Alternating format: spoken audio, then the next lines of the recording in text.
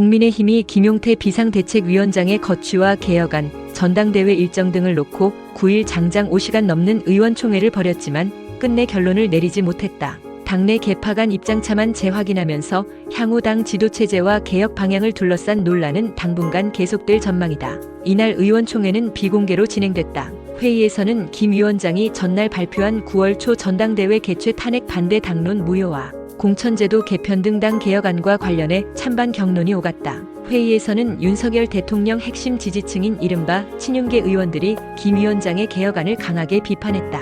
이들은 김 위원장이 내세운 혁신 구상이 사실상 자기 정치라고 주장하며 자진 사퇴를 촉구했다. 강승규 의원은 탄핵 반대 당론 무효화는 언론 프레임에 올라타 정치적 입지를 다지려는 행보로 비칠 수 있다고 지적했다. 지난 대선 패배 직후 비대위원직에서 물러난 최보윤 의원은 민주주의를 말할 자격이 없다. 이는 독선적 리더십이라며 공개 비판했다. 이들은 당 개혁은 차기 지도부가 주도해야 하며 김 위원장은 물러나야 한다는 입장을 고수했다. 반면 비윤계와 친한계 성향 의원들은 김 위원장에게 힘을 실었다. 조경태 의원은 김 위원장의 개혁안은 당의 미래를 위한 것으로 6월 30일까지 임기를 연장해야 한다고 밝혔다. 비윤계 신성범 의원도 탄핵 이슈와 개혁 논란은 오해가 많다며 김 위원장을 몰아붙이지 말자고 주장했다. 이들은 친윤 지도부의 사퇴가 이미 이루어졌다는 점을 들어 김 위원장이 물러날 이유가 없다는 논리를 폈다. 이날 회의에서 김 위원장은 사퇴 요구가 이어지자 전 당원 투표를 통한 입장 정리를 제안했다.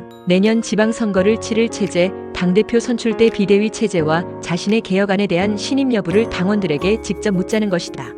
국민의힘 관계자는 김 위원장이 전당대회 이전에 자신의 거취와 당 개혁의 정당성을 당원들에게 심판받겠다는 것이라고 설명했다. 하지만 친윤계 의원들은 전 당원 투표에 부정적인 반응을 보였다. 박형수 원내수석부 대표는 비대위원장의 임기는 상임전국위원회에서 정하는 것이며 이를 당원 투표로 결정하는 건 적절치 않다는 지적이 많았다고 전했다. 전당대회 시점과 관련해선 대부분의 의원들이 8에서 9월 중 개최에 의견을 모은 것으로 알려졌다. 이날 결론 없이 끝난 의원총회 이후 당내에선 오는 16일 선출되는 신임 원내대표가 향후 당 지도체제 결정의 핵심이 될 것이라는 전망이 나왔다. 김 위원장이 예정된 임기 6월 30일을 마치고 물러날 경우 신임 원내대표가 당대표 권한대행을 겸하게 되며 새 비대위원장 임명 권한까지 쥐게 되기 때문이다. 한당 관계자는 친윤계가 여전히 원내 다수를 형성하고 있는 만큼 새 원내대표 역시 친윤계의 선택을 받을 가능성이 높다고 내다봤다. 김 위원장은 10일 열릴 원외 당협위원장 간담회에서 개혁안에 대한 지지를 호소할 계획이다. 김 위원장 측은 원외 당협위원장들은 수도권 충청,